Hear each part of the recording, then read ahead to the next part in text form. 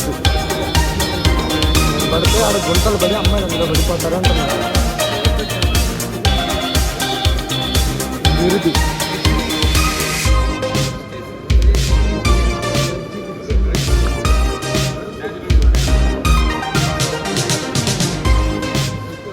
వెనకాల ఏంద్రా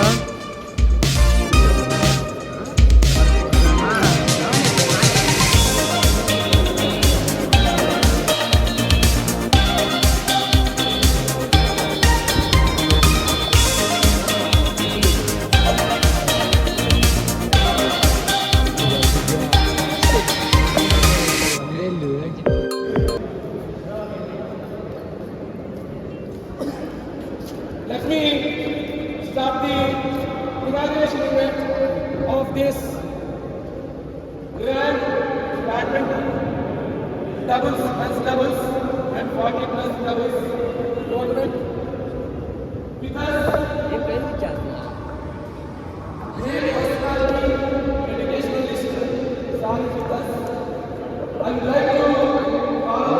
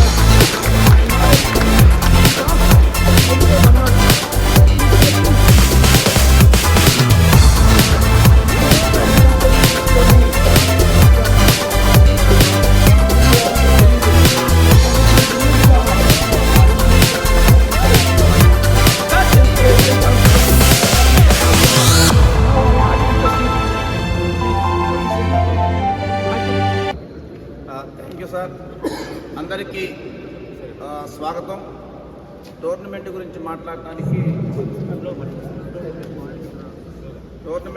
మాట్లాడటానికి క్లారిటీగా మిత్రులు మా దగ్గరకు వచ్చారు. రాజాడి గారి దగ్గరికి కృష్ణదేవరాయ గారిని కలిసి ఈ టోర్నమెంట్కి స్పాన్సర్ చేయాలని మిత్రులు అడిగారు. టోర్నమెంట్కి 20,000 రూపాయలు ఇస్తున్నారు. స్వయంగా ఒక 20,000 ప్రైజ్ మనీ కావాలని చెప్పినప్పుడు ఆన్ ద స్పాట్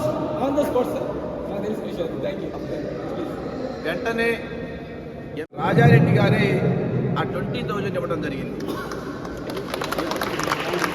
ఇవ్వటమే కాదు, ఆ రోజు 100 మందికి 150 మందికి డిన్నర్ కావాలంటే ఆయన అన్నమాట ఏంటంటే 400 మందికైనా నేను పంపించగలను చెప్పాను. ఎందుకు మాట చెప్పాను ఆ రోజు, రత్తయ్య గారికి నేను పెద్ద కొడుకుని నన్ను దాటినాక ఆయన అందుకని నర్సరావుపేటలో ముందు టోర్నమెంట్కైనా రాజేడిగా సరిపోతాడు, ఈయనే సరిపోతాడు. ఈ టోర్నమెంటు జయప్రదం కావాలని కోరుకుంటూ ఒకే ఒక మాట చెప్తా. మా పిల్లలందరూ నేను ఏం చెప్తా అంటే స్కూల్లో మీరు చదవకపోయినా పర్వాలేదు ఆడండి అని చెప్తా. చదువు లేకపోయినా పర్వాలేదు, రాము గారి స్కూల్లో పనిచేశారు, ఆడమని చెప్తా. ఆడితే ఆరోగ్యంగా ఉంటాయి. అందుకని ఈ సందర్భంగా ఎక్కువసేపు మాట్లాడడం కుదరదు కాబట్టి రత్తయ్య గారు ఇంకా చాలా వెళ్ళాలి కాబట్టి రత్తయ్య గారు మాట్లాడతారు. దాని ముందు ఒకే ఒక మాట చెప్తాను నేను. ఎందుకు రత్తయ్య గారి గురించి ఈ మాట నేను ఆక్స్ఫర్డ్ స్కూల్లో కూడా చెప్పాను. రత్తయ్య గారు ఒక బుక్ రాశారు, ఆయన ఆత్మకథ. మీరు ఆ బుక్ చదవండి. ఇది ఆ బుక్ని మీరు చదవండి. ఎందుకు చదవమని చెప్పారంటే చాలామంది ఆత్మకథలు రాశారు, ఆత్మకథలు వాళ్ళు రాయరు. నాకు తెలిసి ఒక పెద్ద ఆయన ఆత్మకథ రాశాడు, అది రాసింది ఎండమూరి వీరేంద్రనాథ్. అసలు ఆయన రాయన. రత్తయ్య గారి ఆత్మకథ ఎందుకు చదవమని చెప్పానంటే ఒక కుగ్రామం నుండి ఒక విద్యావేత్తగా ఎలా ఎదిగాడు మొత్తం పరిణామక్రమం మొత్తం చెప్పను కానీ ఒక్క మాట చెప్తా. ఎందుకు చెప్పాడంటే చాలామంది యూత్ ఉన్నారు ఇక్కడ, అందుకు చెప్తున్నా. అందులో ఒకసారి ఏం రాశారంటే వివాహం గురించి రాశాడు. దోసపై నువ్వు కూడా నాది వివాహం గురించి. అందులో జనరల్గా వివాహానికి పెళ్లి చూపుకెళ్ళేటప్పుడు ఏమనుకుంటాం మనం, అమ్మాయి ఎట్లుంటుందని అబ్బాయి అనుకుంటాడు, అబ్బాయి ఎలా ఉంటాడో పెళ్లి కొడుకు చూడబోయాని అమ్మాయి అనుకుంటుంది. రత్తయ్య గారు అడిగారంట, నేను చూడబోయే అమ్మాయి ఎలా ఉంటుంది అని. వాళ్ళు చెప్పిన మాట ఏమంటే ఎన్టీ రామారావు, పెద్ద ఎన్టీఆర్, బాలకృష్ణ నాన్న, నందమూరి తారక రామారావు అమ్మాయిగా ఉంటే ఎంత అందంగా ఉంటాడో నువ్వు చూడబోయే నీ కాబోయే భార్య అంత అందంగా ఉంటుందని చెప్పారంట సార్ వాళ్ళు. ఇది ఫీల్ అవ్వకుండా రాయలేరు, మళ్ళీ రిపీట్ చేయాలి దీన్ని. సరే మనసగే మన పద్యాలు వాడేటప్పుడు పెళ్లి చూపులు నువ్వు బాగా వినాలి అబ్బాయి, నీ పెళ్లి చూపులు నీకు 2 సంవత్సరాలు బట్టి నాకు తెలుసు. పెళ్లి చూపులకి వెళ్ళబోయేటప్పుడు ఎలా ఉంటుంది కాబోయే అమ్మాయి అంటే నందమూరి తారక రామారావు లాంటి అందమైన ఒక స్టార్ ఆడపిల్లగా ఉంటే ఎంత అందంగా ఉంటాడో మీకు కాబోయే భార్య ఎంత అందంగా ఉంటుందని సారుగా చెప్పారట. అది ఆత్మకథతో రాశారు ఆయన. ఇది ఫీల్ అవ్వకుండా రాయడం సాధ్యపడదు. కొన్ని అంశాలు చదివితే వీళ్ళే రాశారా వీళ్ళు రాయడం మనకు అర్థమైపోతుంది. అందుకని ఆ బుక్ చదవండి. ఎందుకు చదవాలి అంటే మనలాంటి స్థాయి నుండి ఇంకా తక్కువ స్థాయి నుండి ఇంత పెద్ద స్థాయికి రావడం అనేది ఒక సాధారణ విషయం కాదు. ఈ సమయంలో ఎంపీ గారి గురించి నేను చెప్పడం కూడా అంత పెద్ద అవసరం లేదు, ఎందుకంటే ఆయన గెలిచిపోయాడు. మేము పాదయాత్రకు సిద్ధంగా ఉన్నాం. జూన్ 4 రిజల్ట్, జూన్ 5 మేము పాదయాత్ర చేయబోతున్నాం దేవరంపాడికి. ఎందుకంటే ఆయన గెలుస్తారు, జరుగుతుంది పాదయాత్ర. ఈ సందర్భంలో జూలై 6 కూడా తిరుపతి పాదయాత్ర కూడా పెట్టాము. ఇప్పుడు మన సందర్భాన్ని పురస్కరించుకొని సారి వెళ్ళాల్సిన దృష్ట్యా రత్తయ్య గారిని మాట్లాడవలసిందిగా ఆహ్వానిస్తున్నాం. Our main chief guest, Dr.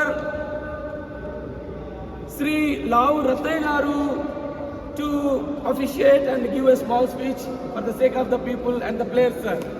Big round of applause, please.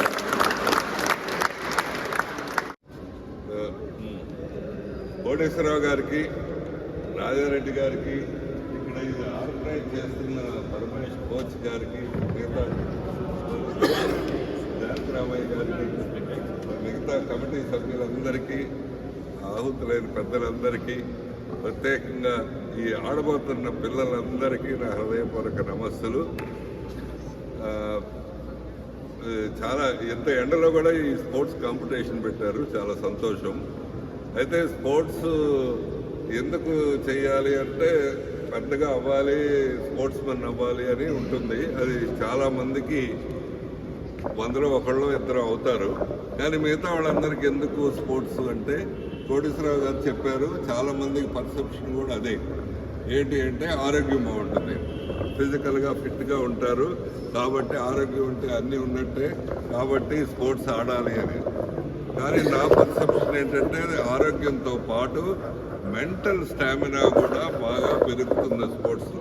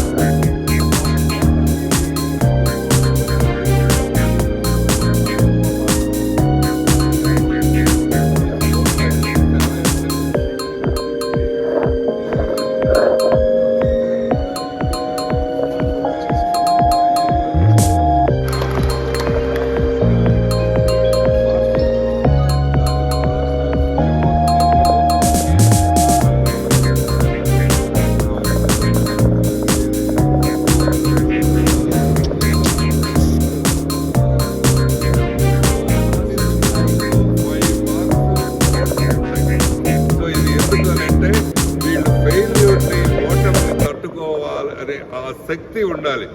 చాలా లైఫ్లో వ్యాపారంలో నష్టపోవచ్చు, లేకపోతే ఫ్యామిలీ లైఫ్లో ఇబ్బందులు రావచ్చు, లేకపోతే వేరే రకంగా ఇబ్బందులు రావచ్చు.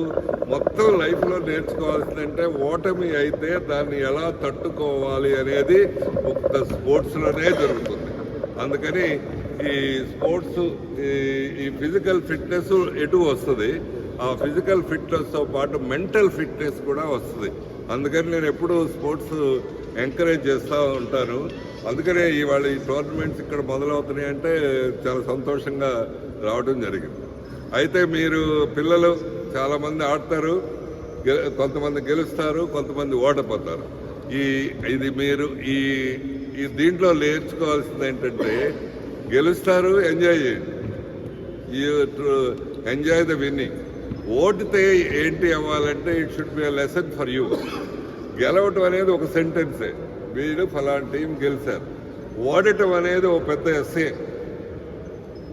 ఏముంటుంది, మనకేం డెఫిషియన్సీ ఉంది, ఎదుటాళ్ళకి ఏం మెరిట్స్ ఉన్నాయి, మనం స్ట్రాటజిక్గా వ్యూహాత్మకంగా ఏం తప్పులు చేశాము, ఎప్పుడు తప్పులు చేశాము, ఎట్లా తప్పులు చేశాము, వాటిని ఎట్లా సరిదిద్దుకోవాలి, మొత్తం 2 పేజీలు అవుతుంది.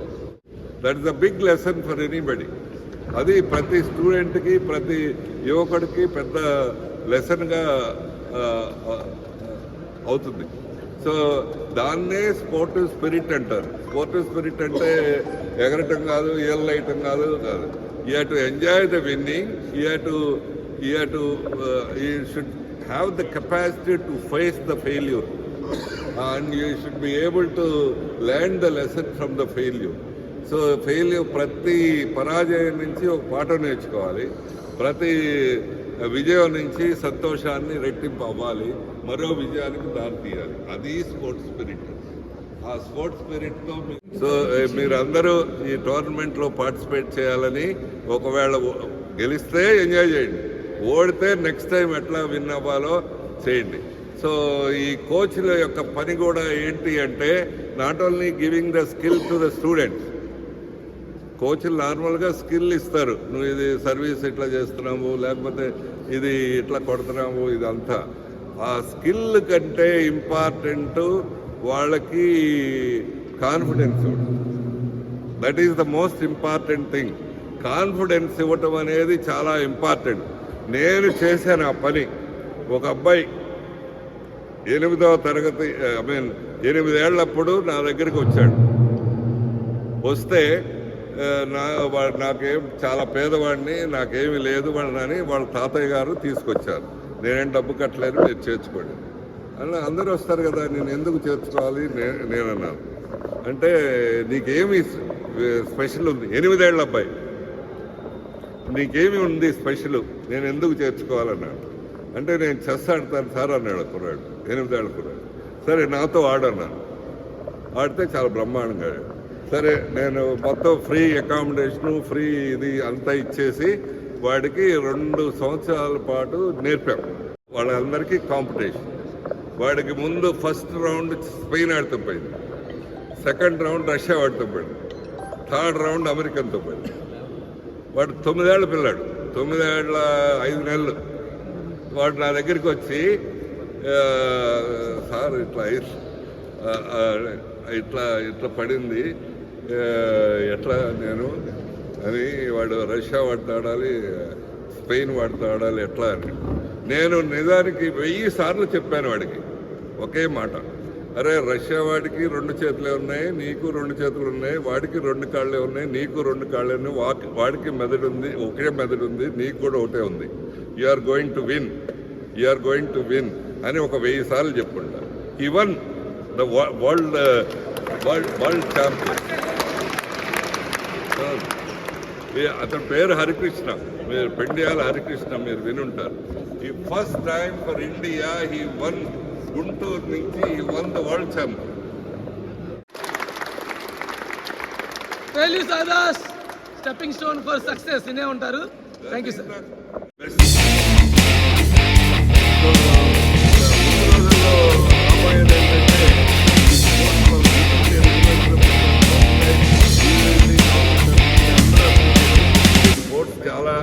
చాలా లాభాలు. శారీరక పురపిస్తూ బాగుంటుంది, మెంటల్గా కూడా బాగుంటుంది. అది కాక బాగా పెరిగిన తర్వాత మీరు బాగా హాయిగా ఉండటానికి వీలవుతుంది, మంచిగా ఉండటానికి వీలవుతుంది. ఆగితే మంచిది కాదు. Next level engineering level, next level university level, and next level spreading to the other parts. అంటే కానీ trust is the most important thing. నాకు ఈ మధ్యలో ఒక 2 నెలల కిందట ఐఐఎం అహ్మదాబాద్ ప్రొఫెసర్ ఒక అతను మా గెస్ట్ లెక్చర్ ఇవ్వడానికి వచ్చాడు. మంచిగా అవ్వాలి,